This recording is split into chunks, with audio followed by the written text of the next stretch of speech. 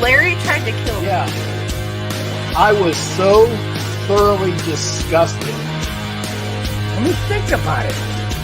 Why does it make you special to do what you do? Packers jumping around. They rush forward. Plenty of time for John. Now squeezes, steps up in the pocket. LA can run inside the 10. Head first. He dives off the 5-yard line. My goodness.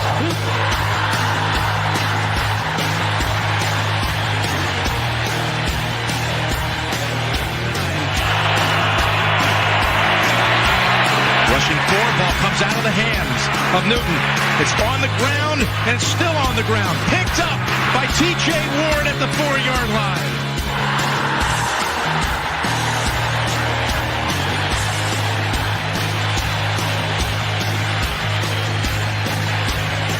There's also Brian Clady and Bob Miller. Third and long 3. Going deep. Oh, and he's got Thomas. Goodbye. Touchdown.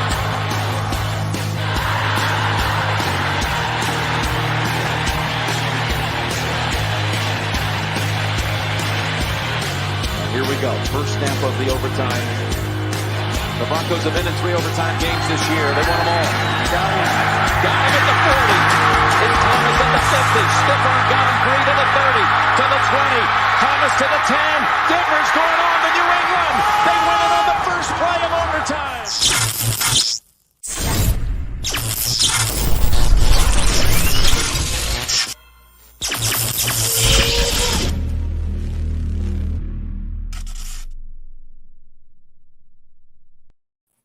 And welcome to the show. My name is Mundungus Creevy, and I am joined as always by my co-host Glenn Hauser, Mr. Boggins, and Mr. Cameron Parker. And you are currently tuned in to the 5280 live stream show on the MHRT network. We are a fan-led Broncos-based thing, filling you in on all things Denver Broncos. I'm not saying the word. How's everybody doing? I'm doing great. How are you guys doing? This Broncos-based thing is right on. We survived the weekend. We're here. That's all that matters. And we are here to have a podcast. The you can say it all you want. I'm not. The fact that you don't want to say podcast. I'm boycotting that word. I'm going to say pod. Mm-hmm. Hey, I don't care. Everybody else, you have your feelings and everything. That's fine. Those are things. But I don't want to hear it. Like when I watched the game on Thursday night, I was with a bunch of Seahawk fans who were all hanging out, drinking beers, and watching Russ absolutely collapse. And not cook. Absolutely let everything expire. And it was rough. It was rough for me to be there. They were kept drinking and found it funnier and funnier. So I don't want to hear about all y'all sob stories. Does not compare. But I'm fine. Well, then listen. Let's start off with some good news then. So it was announced that Demaryius Thomas is going to be inducted into the Colorado Sports Hall of Fame as part of the class of 2023. So that is absolutely fantastic. Duh. That deserves every bit of it. That's every bit of it. Yeah. Hopefully, he is one step closer to Canton. Mm-hmm. You think he's going to be ring of famer for sure? Right. Yeah. Oh, yeah. 100%. I don't know about Canton, but definitely ring of fame. He is forever ingrained in Broncos lore. Yeah. Okay, let's get into the fun stuff. There's also some other good news, though, right? Like there's Michael Ojemudia was practicing. Dulcich was practicing. Justin Simmons was practicing. Like that's hey, positivity. They're all back from injured reserve, so that's good. Yeah, we get some of those back, so that's nice. Well, I loved how Caden Stearns had been playing in those games, filling in for him. I really want to see Stearns and Simmons take up the majority of the snaps. Nothing against Kareem Jackson. Nothing against him at all. But it's kind of exciting thinking about having Stearns and Simmons in the backfield together. I can't believe you hate Kareem Jackson. That's so crazy. I guess we'll roll. I guess we'll roll. With that. It could be. But I also think it's a option that Kareem kind of rotates in at corner times, maybe, depending on how Michael Ojemudia is playing. That's another option. If not, we're definitely going to be reaching for some depth piece that's not going to be a starter. So I think that's kind of the need, the biggest need right now. I think the beautiful thing though is, like, let's just say Kareem is you have Simmons and Kareem again, as your two starting safeties.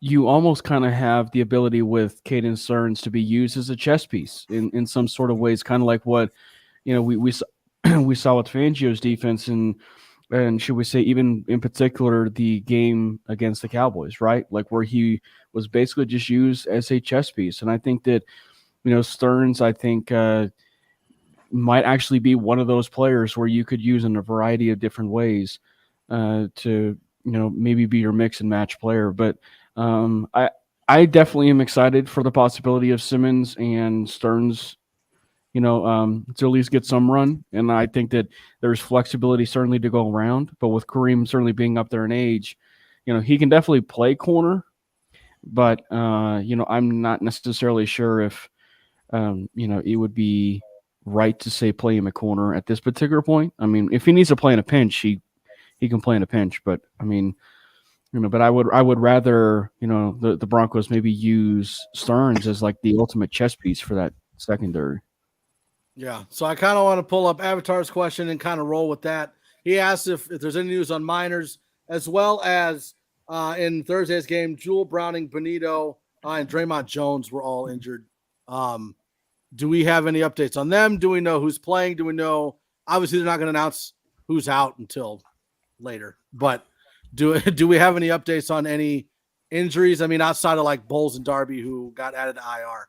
But do we have any updates on those guys? I believe Browning is day to day. Jewel is week to week. As far as Quinn, I thought he'd already be playing by now. This is the first hamstring pull he's ever had in his life. So they might be trying to ease him in, but it is, it's really glaring, him not being in there. That guy is such a beast. I mean, I think we're going to see a major difference in that offensive line when he returns for sure. Yeah. I don't know what is worse than Swiss cheese, except for maybe molded Swiss cheese, and that's and that's basically the offensive line that the Broncos have. Like it's bad right now, and it's crazy to me. I know we've talked about it ad nauseum before, but it's just like it's crazy to me that the offensive line has regressed the way that it has, in so much so that it's just like. Maybe it was a sign of desperation. When we got the stuff that Billy Turner was finally active to play on Thursday, but he didn't play. And so maybe that's a sign that they're wanting to get him reps. And obviously with, Bowles going down, maybe that's an option, of stuff going forward. But Bowles has regressed. I mean, let's just face it. Bowles regressed this year. Unfortunately, he suffered a massive injury, and it's going to be a massive blow.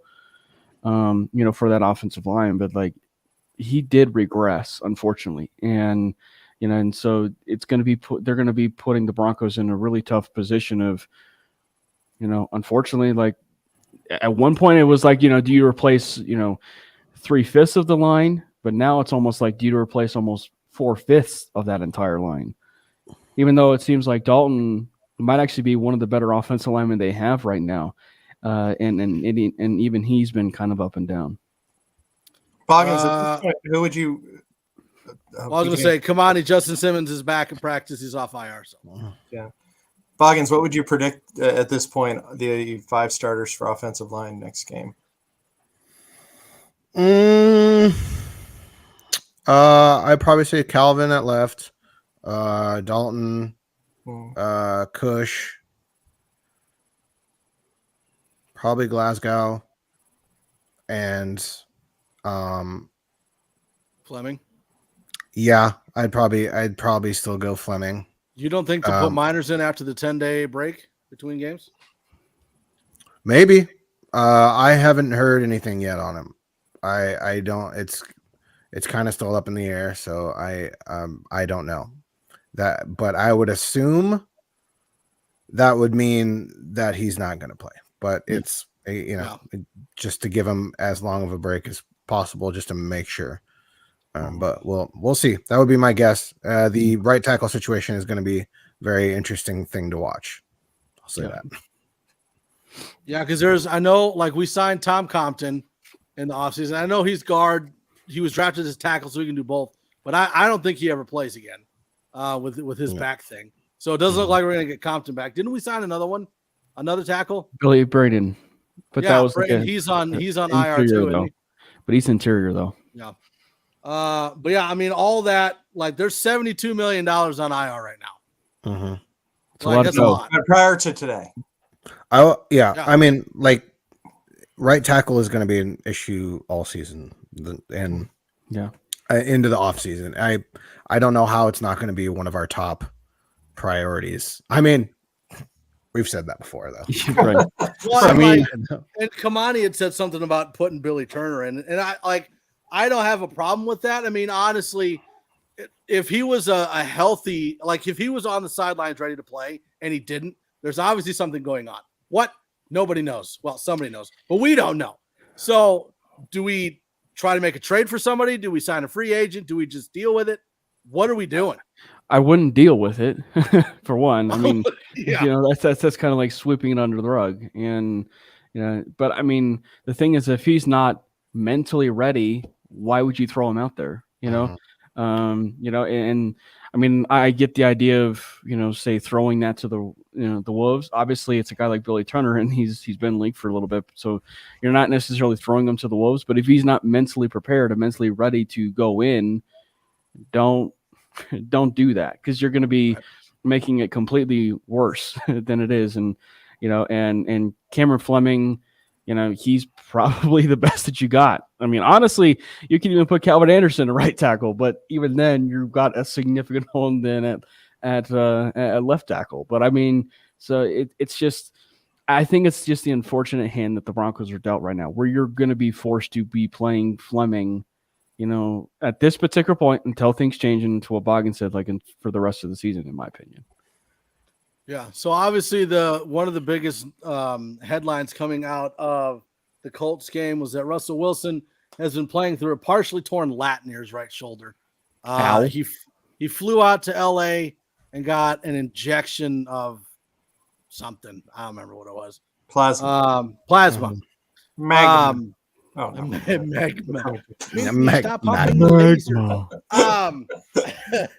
And it looks like he was back in practice today.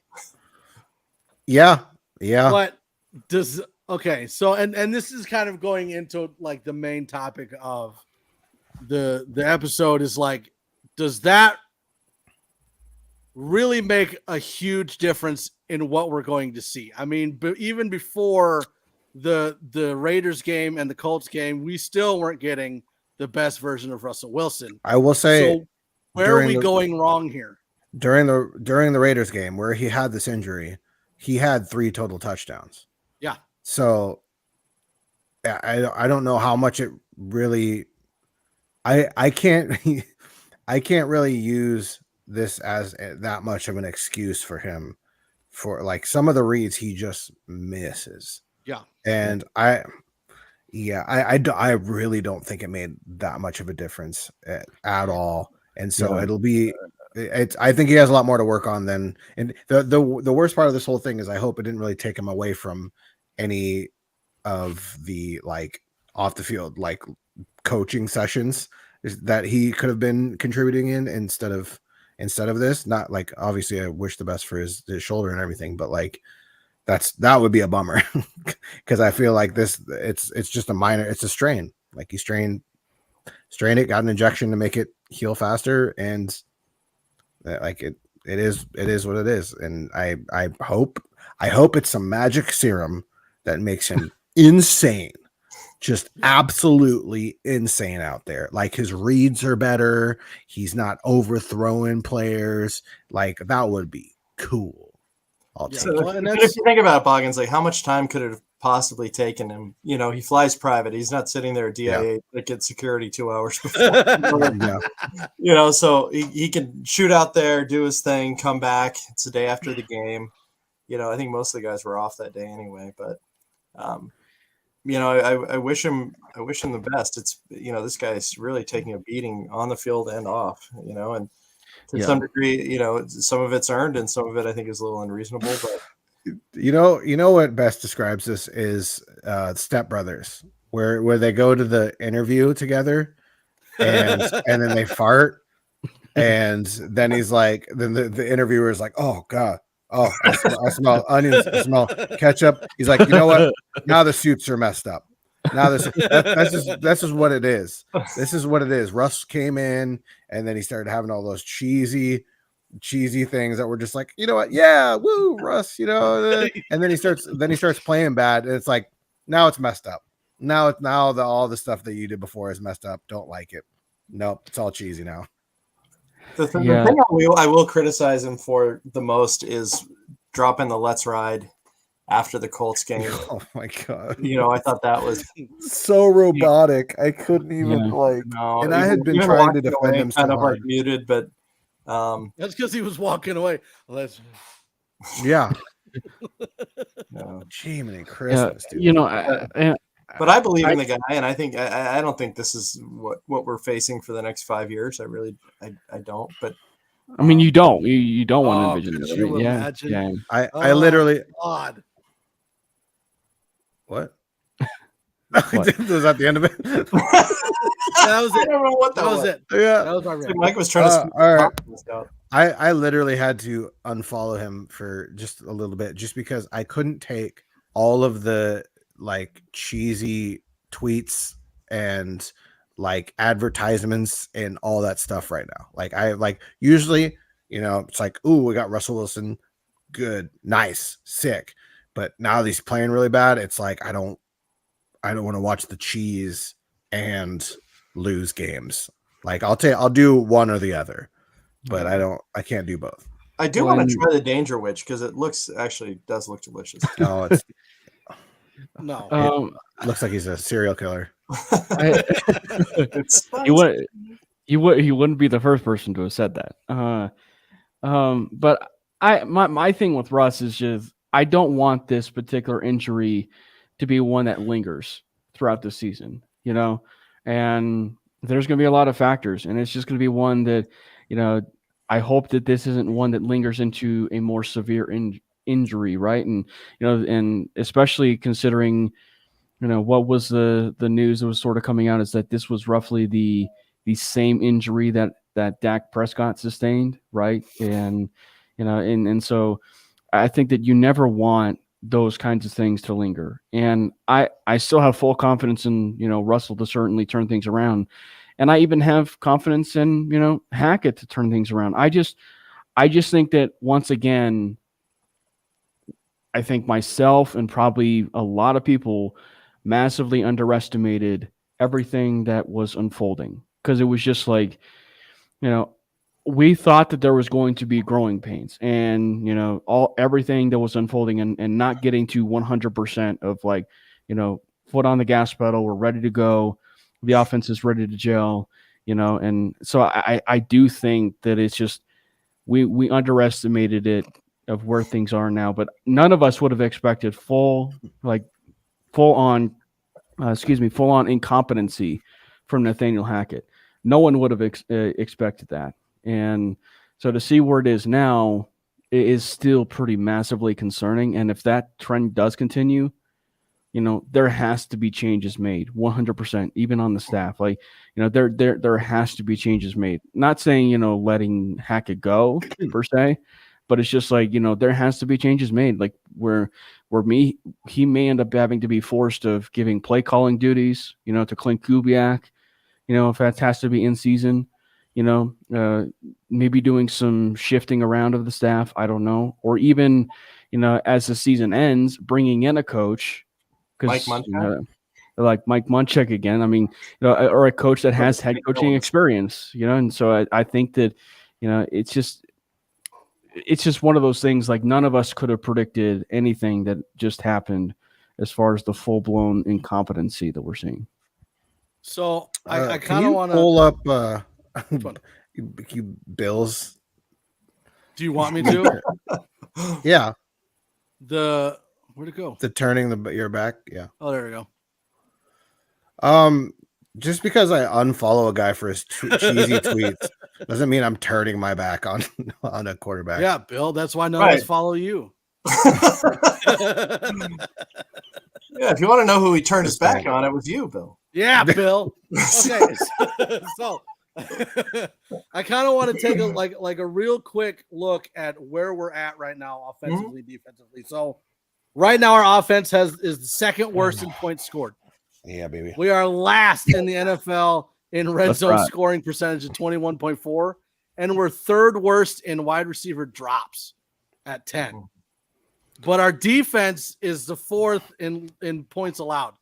Like, we're not allowing a lot of points. We're just not scoring any freaking points. They're really, really. What is the good. problem? Is it a Hackett problem? Is it a Russ problem? Is it a coaching problem? Is it a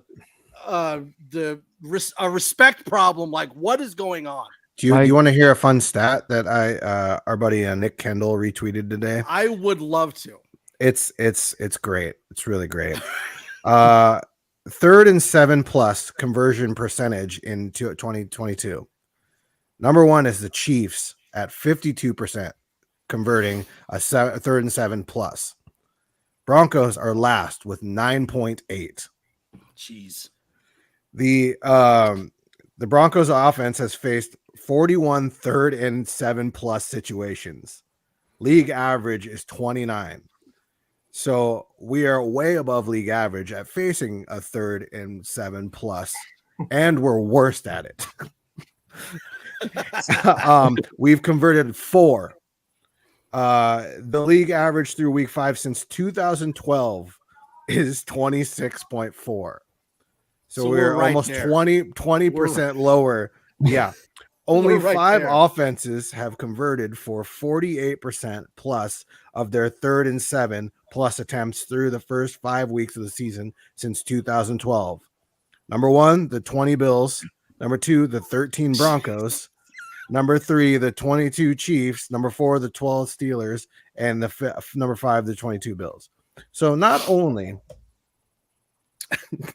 are we really bad at converting, like worse than the league, we're worse than the league over the last like average over the last like 12 years. Like, that's not great. That says it all. Yeah. You know, I think I do believe it's a collective issue, and like Kamani says in the comments, all of the above. It really has been. I mean, the 2 touchdowns dropped in Thursday's game. I mean, if there's one thing that is a positive, even though we're 2 and 3, is that all the games 2 and 3. Right, but that's a positive. I was going to say all almost 500. What was that? Archer. I was going to say there. We haven't been blown out. The games have all been winnable. They all, we could have easily been 5-0 if things had turned our way. And I know that sounds kind of cliche, but the fact is we didn't have a Detroit Lions performance yet, from Sunday this season. And hopefully that doesn't happen. But we do now. We start to get in the meat and potatoes of the schedule, and you see these other teams are putting up 40 points. I mean, the Jets put up 40 points. You're seeing these teams with 30 points, and it's a weird season. It is very weird. And our tops is low 20s. So I think this 10-day time off or 11-day time off really is coming at the place where we need it most, for sure. I agree. And I think that if they needed a soul searching a mini bye week and maybe the first, should I say, team meeting, this is the one. This is when you start having, and it's one I think you have multiple team meetings just to ensure that everybody's on the same page. And so I think it's an all the above issue. I think it's a mix, definitely in a mixture of what's going on with Hackett and Russ. Actually, it's just sort of just brought back the point that Emmanuel Sanders said in the interview, I think, with Cody Rourke when he was on of Mile High Sports, and he said, obviously the comparisons between Peyton Manning and when Russ came in, were definitely prevalent. But he said, one of the things that I think people need to be cognizant of and always remember is that, when Peyton Manning came in, there was already a head coach on staff. Mm-hmm.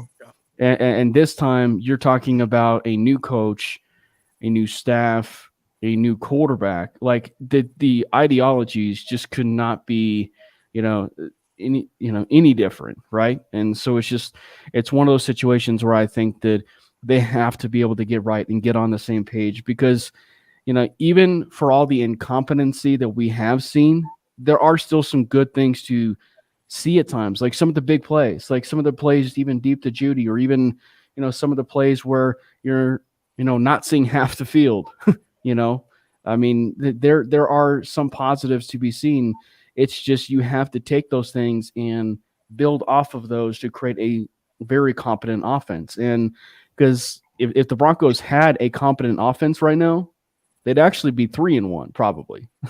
I mean, or even more than that. Who knows? But it's just like I think that if they can be able to come together and understand like the true what do you want to call mission statement for this team going forward, I think they'll be a good football team. Because, I mean, we've said it before, the pieces are all here. Russell chose Denver to come to here, the Denver Broncos, for everything that he, chose. He chose because of the weapons. He chose because of the resources. He chose because of the ability for the Broncos to be better of a football team, and we're not seeing it. Yeah. Another thing that we haven't talked about is that, you referenced the salary was devoted to the IR at this point. But before today, 13 players on IR, by far the largest in the NFL. So, I mean, that's a major deal. If you look at some of these players that were missing, I know the running game wasn't thriving before Javante's injury, but the fact that he's out for good this season, Garrett's out this season, it's just the hits keep coming. And, when you're trying to get a rhythm and then guys are dropping left and right, it does make it tough. Mm-hmm. Another point I'd like to make is one of the things, Evero has been just incredible. And one of the things that the players mentioned about him was that he changed some of his own terminology to what they were using previously to make it easier on the players to adapt. And was that same consideration, and look at how they're thriving, and was that same kind of consideration as far as like Russ's strengths versus Hackett's offensive philosophy? Was that done on the offensive side?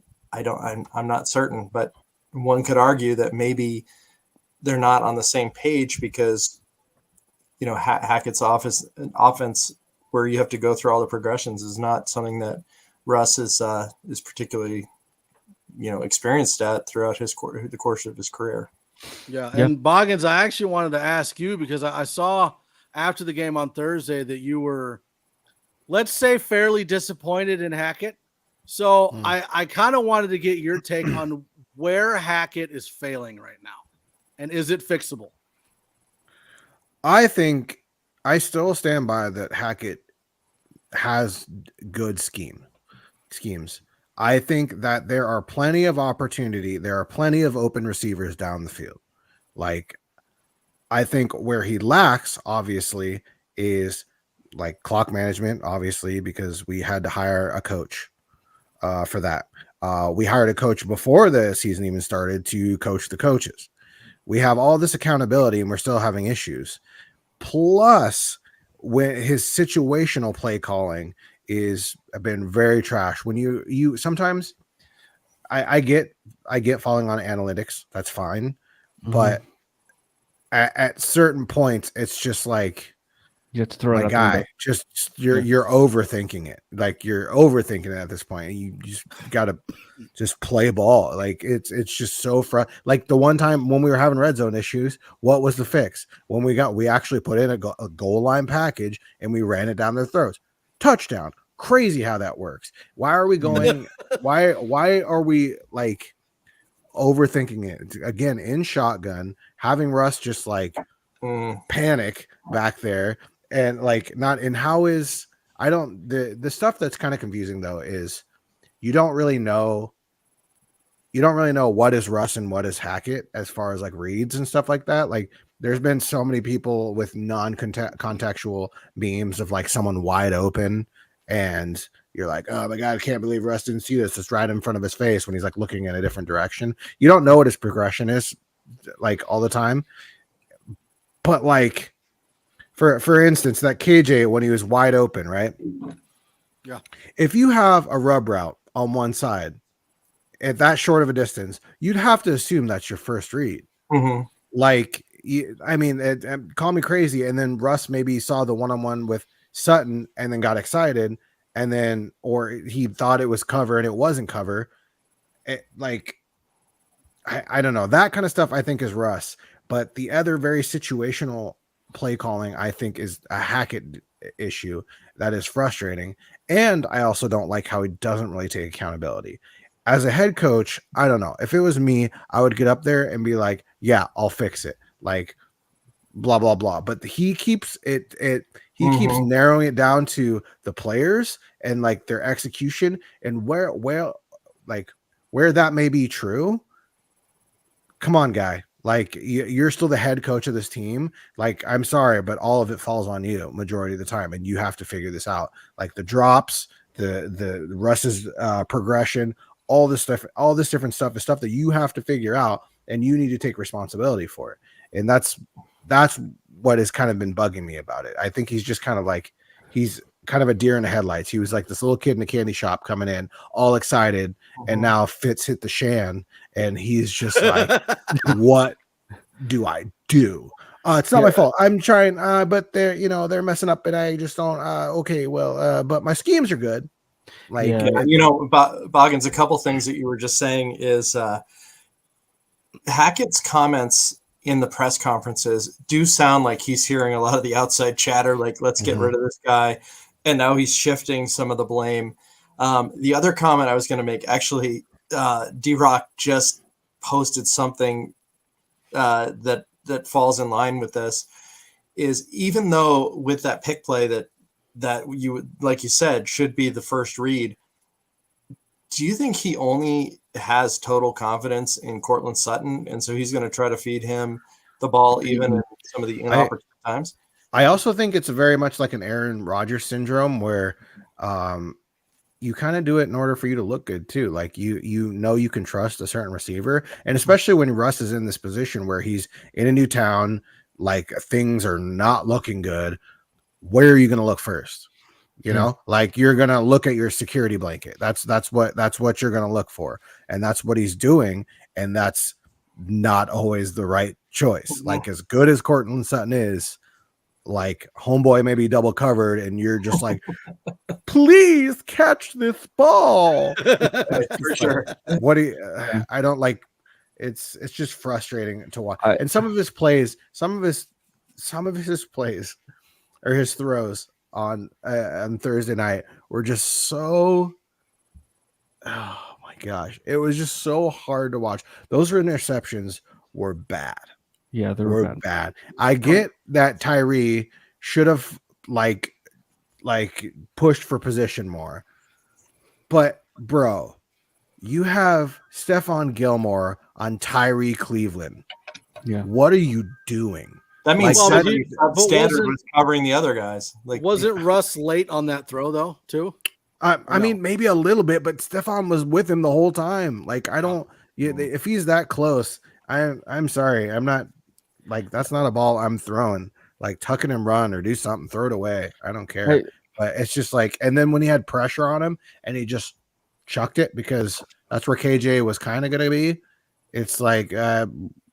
I don't know if you know this, but there are safeties. Like it's a problem.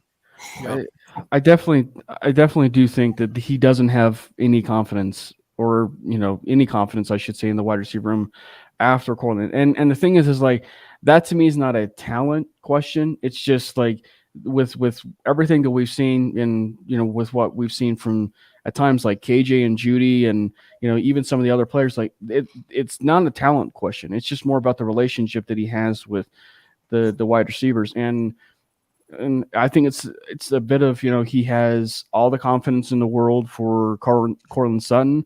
And also I think it's, if it's truly that they're eliminating, half of his reads, which is an interesting, choice why they would do that, considering he's a veteran quarterback,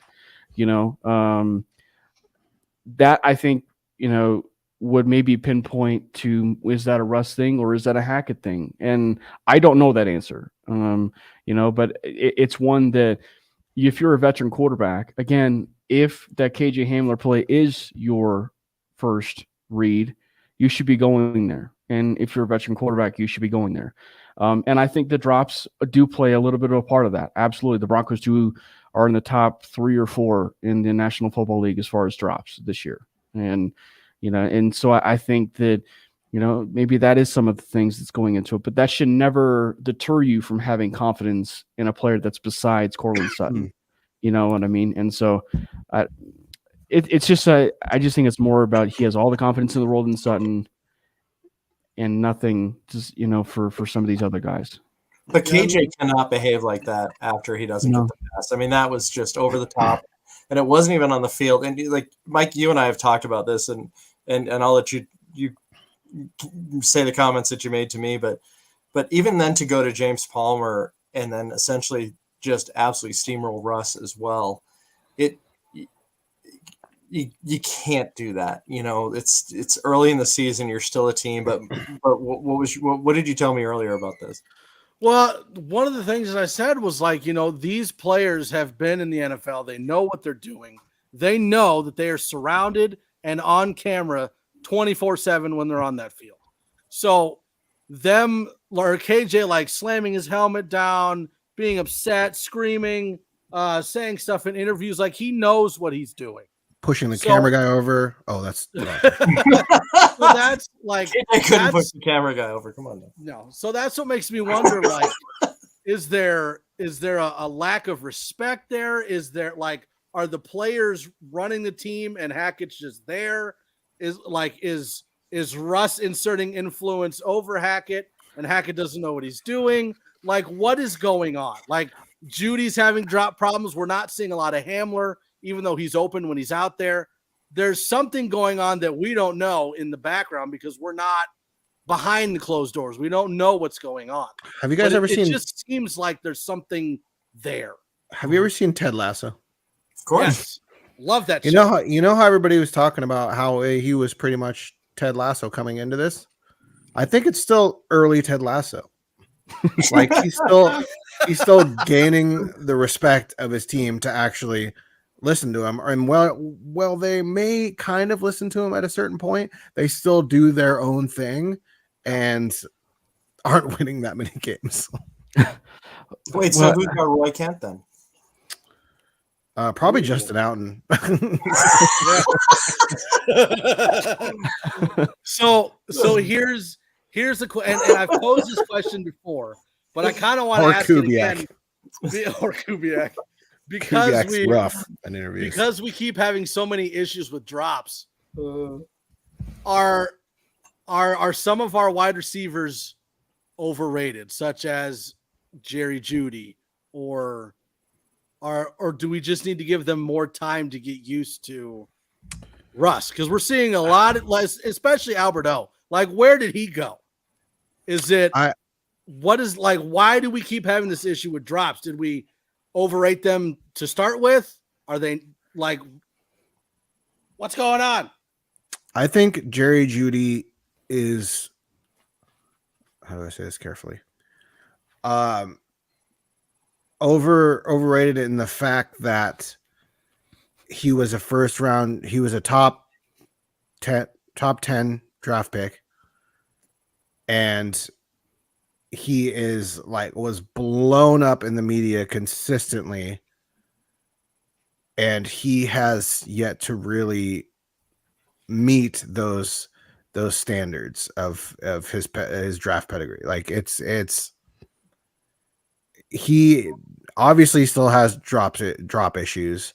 He's not completely consistent. Like when you see the ball in the air to Jerry Jeudy, you get really excited, but at the same time you get really scared because you're not always sure he's going to catch it. Like if the ball's thrown to Cortland, you're like, there's a good chance he's going to catch this. If he's thrown to Tim, there's a good chance he's going to catch this. Even KJ, who came into the league like having quite a few drops as well, it's decent chance he's going to catch it.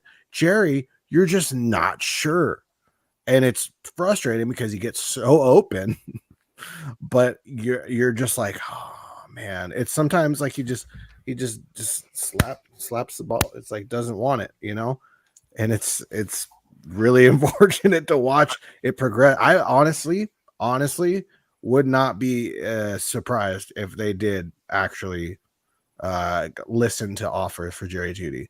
I don't think they are willingly, like, I don't think they're seeking out, but I think it's an option.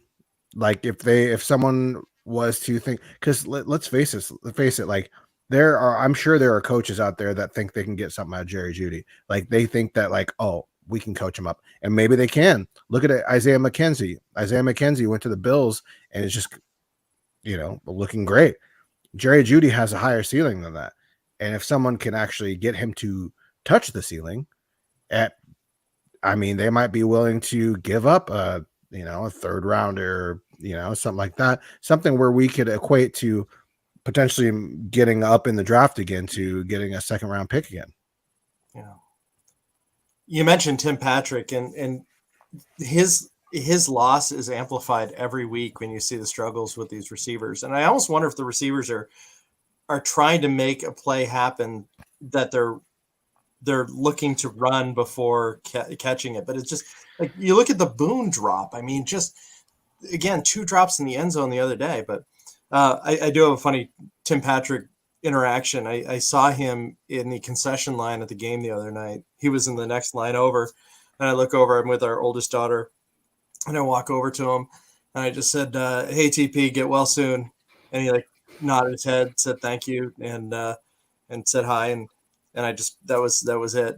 I walk away and my daughter was mortified that I wandered over to him, and she goes, I don't think he wanted to be noticed. I'm like, did you see his girlfriend? She was wearing a denim jacket with like bedazzled with the word Patrick on the back with 81. Plus he's like 6'4", standing there, I don't think, and everyone knows what he looks like. I don't think there was any sort of like inconspicuous, but man, do we miss him. He would be, he and Cortland would be sharing these targets without question. Yeah. I think that, and there's a lot of truth. I think that, with Boggin shared, I also think and even with you said, Glenn, I think it's a concentration issue, and it's not just a Jeudy thing.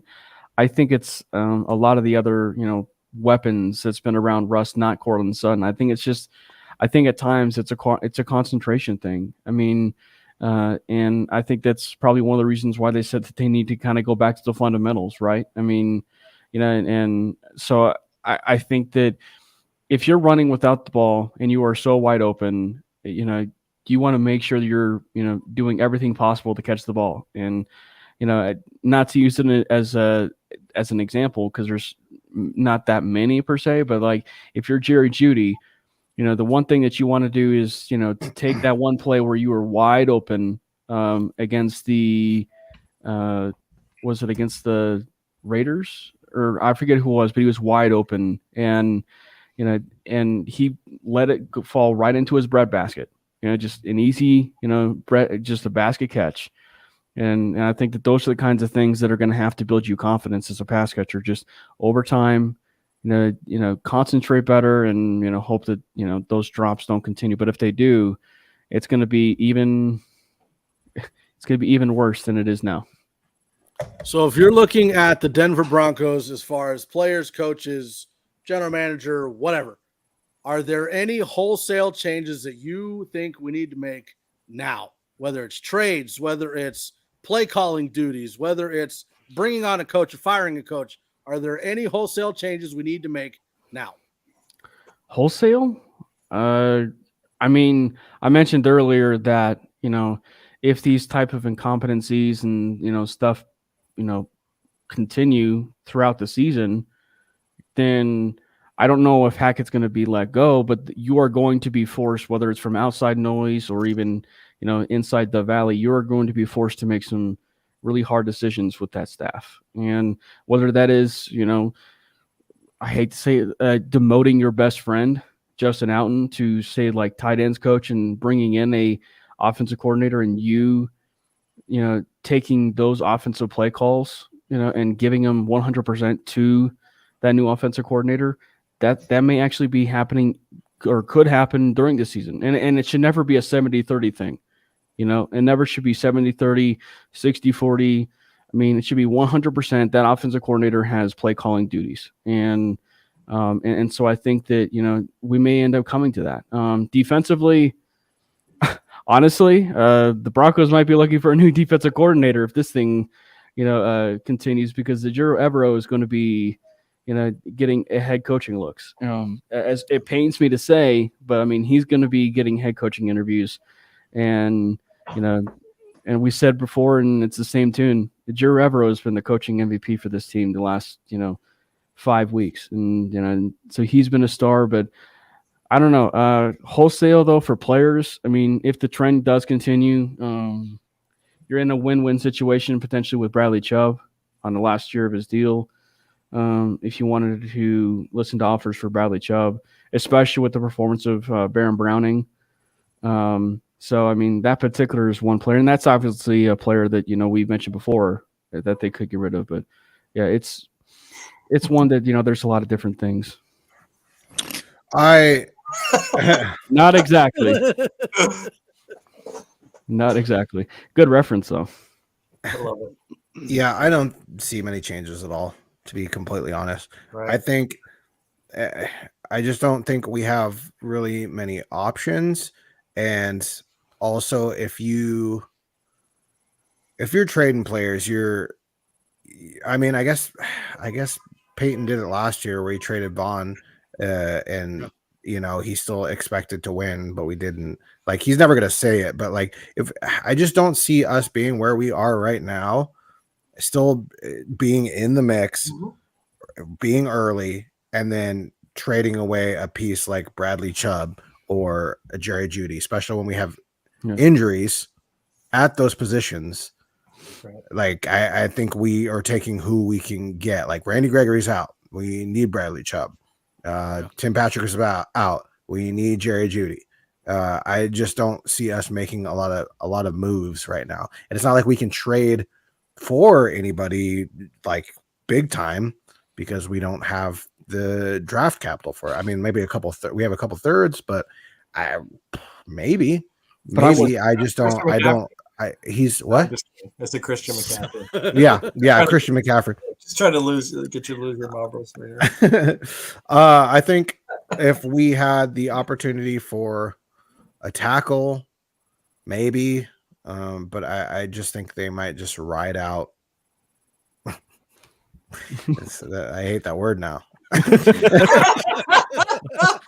So you're saying we should let's ride? Hey Broncos, let's ride it out till the end of the season. Well, and I wasn't necessarily saying right now. Like for what I was talking about, I wasn't necessarily talking about right now. It's just you just don't know when these types of things progress during the season, especially at the midway point, if they're gonna ship off a player that is say on the last year of his deal, and that's why Bradley Chubb is like the most logical player that comes to mind. Mm-hmm. Yeah, I mean, we don't have much time before the trade deadline, so I mean, it's we're moving along. Is it still the same time? Like, I feel like they should extend it with the way the season extended. I think you should bump it another week. Doesn't make sense. Am I crazy? I feel like that makes sense. It makes sense. I don't know. You're definitely crazy. It makes sense. That's why it's not going to happen. So, I mean, right now we're 11th out of 16 in the AFC, and the AFC West is not tearing it up, so to speak, as we had expected. The NFC East is where it's at, apparently, but except Washington. We all predicted. Quarterback. But all is not lost. Again, we have this giant time to really kind of pull things together. The Chargers aren't really performing all that great. Everyone was drooling over Brandon Staley last year. Boggins, you mentioned analytics earlier. This guy's analytics are going to get his ass fired. I mean, just he's on the hot seat. It's Monday is a real, Monday night's game, I think, is a real possibility for the Broncos to come back and get a win here. Yeah, no, I do want to just remind everyone that none of us are sitting here saying fire Hackett or get rid of Russ. Like, that's not what we're saying. We're trying to look at what the problem is and see if we can fix it. So, going from that point of view, how do we get a win against the Chargers? Be consistent. Like, actually produced on the field. Russ needs to stop looking for the big play all the time. Like, we just need to be able to move the ball. It's like, it doesn't matter. Like, that's why Tom Brady was so successful.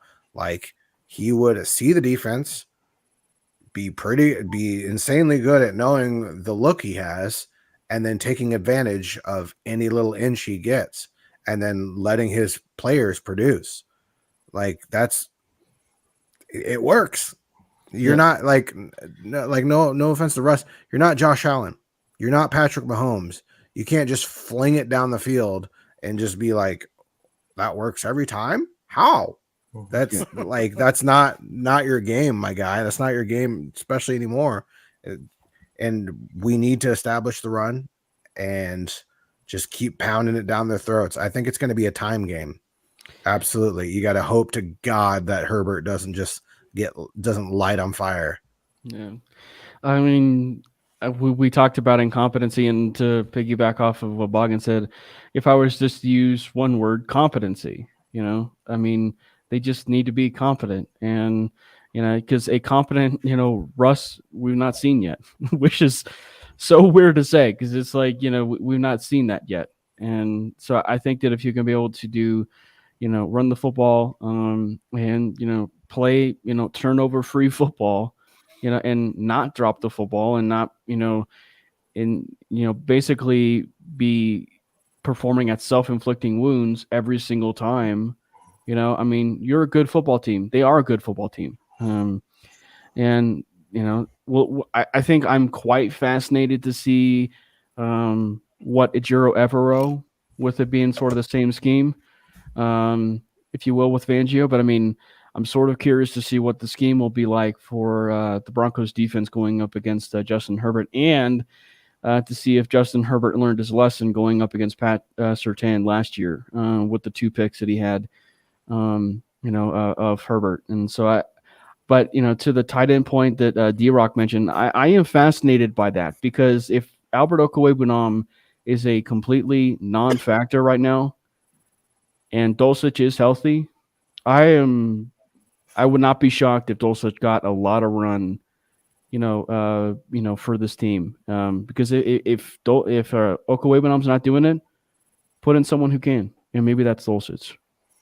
Yeah, and it's interesting that like Okwuegbunam is the tight end that we all thought was going to be the breakout star, and he's the one that hasn't done anything. Like, Beck is looking good, like Saubert's looking good, like nothing, right? Like nothing, yeah. But it's like 0 snaps basically. Yeah, I think one of the keys to the game, or some of the keys to the game on Monday, is with the offensive line in the state that it is, you got to get Russ moving. You got to have some design rollouts. You got to let him use his legs a little bit. I'm not necessarily saying that he needs to run the ball, but just get him moving a little bit. I would love to see more deep balls to, and I know Bogdan's just talking about deep play, but I'd love to see some. I wasn't talking about deep balls.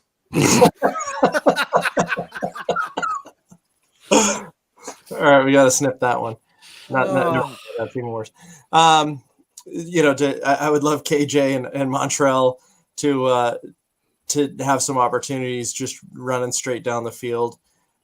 Dulcich is exciting to me, but we do need to get the running game going. Latavius Murray is going to be playing.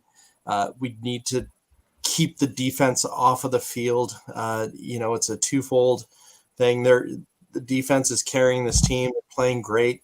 Then they're getting thrown back on the field again. That's the same thing that happened when Fangio was a coach. And all of a sudden, that's how team chemistry can really fall apart. Animosity, creeps in when the defense feels like they're holding way more of their end up than the offense. That needs to change. And I think you pull the receivers aside and you say, listen, guys, catch the freaking ball. I don't care if you don't score, have a yard after the catch. Just catch the ball and make sure you have that, and hopefully you can break free. But it's much better you retain it than you drop it, and try to take the pressure off with them. I know that that's easier said than done, but just play a complete offensive game. The defense, I'm not worried about. What do you think, Mike? What are your thoughts for Monday? Honestly, I think you just run the ball. Like, you got to establish the run. Like, everything that we do seems like it needs to be based on the run, because we're having so many problems throwing the ball, whether it's throwing it accurately or whether it's catching it. It just seems like we need to run the ball the majority of the time just to get it established, and then piggyback off of that. That's what I think we need to do. So that's going to do it for the show. Make sure you like, follow, subscribe, turn on notifications so you can know when we post and when we go live. Also, make sure you tune into our other shows, the Cluster Puck Podcast. Again, Cluster Puck Pod, which goes live every Monday, 8/7/65. It covers all things Colorado Avalanche. The Wild Wild West, which goes live on Wednesdays at 7:30, 6:30, 5:30, 4:30. And Broncos Breakdown with Bronco Bill every Friday at 8/7/65. Plus, we have the Neighborhood Broncos and Avalanche with Jeremy Case, who does play-by-play for the Broncos and Avalanche games. Now, he's going to be covering the very first Avalanche show tomorrow, as well as the one on Thursday. And then he'll be covering the one on Monday as well. So make sure you tune in to that. We love you, Broncos country. Eventually, we won't suck. We're just not sure when. So hold on to that motivation. Yeah. Yeah. And back.